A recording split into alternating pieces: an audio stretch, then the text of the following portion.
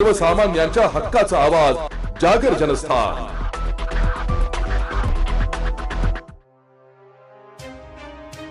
Iran, America, Israel यांच्यात सुरू असलेल्या युद्धाचा फटका लासलगाव, मनमाडसह नाशिक जिल्हा आणि राज्यभरातून आखित देशात निर्यात केल्या जाणाऱ्या कांद्यासह इतर शेतमालाला फटका बसला असून भारतातून कांद्यासह इतर माल युनिफिडर एजन्सीज इंडिया प्रायव्हेट लिमिटेड या कंपनीच्या मार्फत पाठविला जातो। मात्र युद्ध सुरू असल्यामुळे या कंपनीने निर्यातदारांना सूचना जारी केली आहे। त्यात म्हटलंय की मध्य पूर्वेतील चालू संघर्ष आणि या प्रदेशातील बदलत्या सुरक्षा परिस्थितीमुळे होर्मुझ समुद्रधुनी बंद करण्यात आलाय। त्यामुळे पुढील सूचना मिळेपर्यंत या जलमार्गातून होणारे सर्व जहाजांचे वाहतूक निलंबित करण्यात आले। शिवाय दुबईचे आंतरराष्ट्रीय विमानतळावरून सर्व उड्डाणे पुढील आदेशापर्यंत स्थगित करण्यात आले। त्यामुळे समृद्ध आणि हवाई मार्गाने माल पाठविणे शक्य नाहीये। CMA आणि CGM यांनी जारी केलेल्या या ॲडवायझरी नंतर भारतातून आखात देशासह इतर देशात सध्या तरी कांदा, भाजीपालासह इतर शेतमालाची निर्यात ठप्प झाली आहे। एकीकडे कांद्यासह इतर शेतमालाच्या भावात घसरण सुरू असताना दुसरीकडे युद्धामुळे निर्यात थांबली, त्यामुळे याचा फटका निर्यातदारात तर बसणार आहे। शिवाय कांद्यांच्या भावात आणखी घसरण होण्याची शक्यता वर्तवली जात आहे। दगू पांडुरंग ठाकरे, शेतकरी आनपाडे। काय म्हणाला तो कांद्याच्या परिस्थिती आणि युद्धाचा काय परिणाम? शेतकऱ्यांची आणि कांद्याची परिस्थिती अत्यंत बिकट आहे। कांद्याला खर्च एकरी 70-80 ते 1000 रुपये असून एकरी उत्पन्न 40 ते 50 हजार रुपये फक्त होऊ राहिले। खादी आणि औषधांचे भाव वाढण्याला भिडलेले आहेत। तेव्हा सरकारने शेतकऱ्यांना त्वरित काहीतरी कांद्याला अनुदान जाहीर करावे, तसेच कर्जमाफी करावी अशी शेतकऱ्यांतर्फे मी विनंती करतो।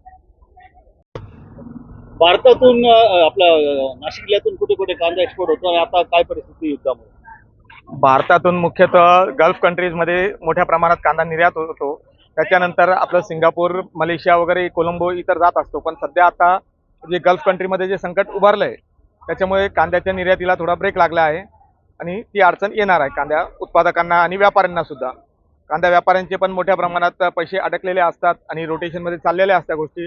आता जर निर्यात पूर्णपणे ठप्प झाली तर मोठ्या प्रमाणात आर्थिक संकटात व्यापारी सापडणार आहे। याचा कांद्याच्या भावावर काय परिणाम होतो?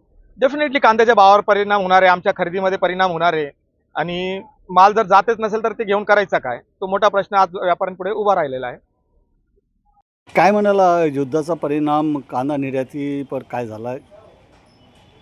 परिस्थिती अशी आहे की कांद्याचं चांगलं पीक या वर्षी आलेलं आहे आणि भाव अतिशय कमी होते, कमी प्रमाणात आपला एक्सपोर्ट चालू होता आणि अतिशय तुटपुंजी म्हणजे रक्कम शेतकऱ्याला मिळत होती। उत्पादन खर्चही निघत नव्हता। अशामध्ये युद्ध चालू झालं आणि या युद्धामुळं हवाई मार्गे जाणारा आणि समुद्रमार्गे जाणारा जो शेतमाल होता, कांदे होते, ते एक्सपोर्ट होते, ते बंद झालेले आहे। म्हणजे आता याचा परिणाम पुढील सूचनेपर्यंत बंद झालेले आहे। याचा परिणाम असा होईल की आता कांदा अतिशय कमी दरात विकला जाऊ लागलेला आहे आणि शेतकऱ्याला परवडत नाही। शेतकऱ्याचं मोठं नुकसान होऊ राहिलं। या ठिकाणी मी सरकारला विनंती करतो सर्व शेतकरी बांधवांच्या वतीने की आपण याच्यावर काहीतरी तोडगा काढावा। तोडगा म्हणजे कमीत कमी 1000 रुपये अनुदान सरकारने शेतकऱ्याच्या खाती जमा करावं, तरच शेतकरी जगतील, नाहीतर अन्यथा शेतकऱ्याला अतिशय मोठे संकट कोसळलेले आहे। या ठिकाणी या युद्धाची परिणाम म्हणजे शेतकऱ्याचं मोठं नुकसान झालेलं आहे। जागर जनस्थानसाठी प्रतिनिधी अमीन शेख, मनमाड।